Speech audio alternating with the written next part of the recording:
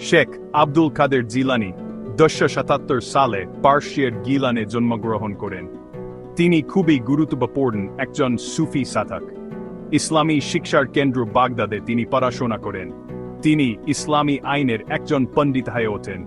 তিনি সুফিবাদও অধ্যয়ন করেন, যা আন্তরিক আধ্যাত্মিকতার উপর জোর দেয়। তিনি একজন সম্মানিত শিক্ষক হয়ে ওঠেন।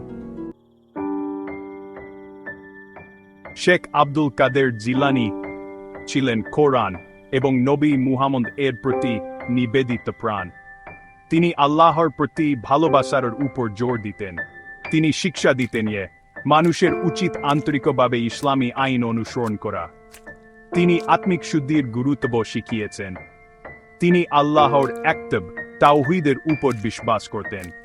আল্লাহর সাথে অংশীদার স্থাপন বা মূর্তি পূজার সকল রূপ তিনি প্রত্যাখ্যান করতেন।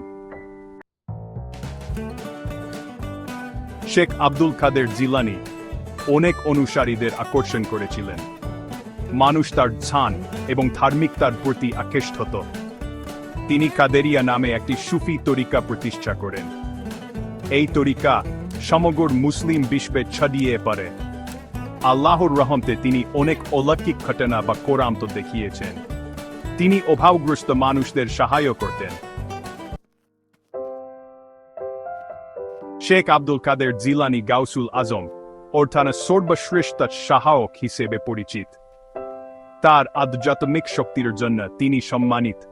তিনি মানুষকে নৈতিকতা এবং সৎপথের দিকে পরিচালিত করেছেন।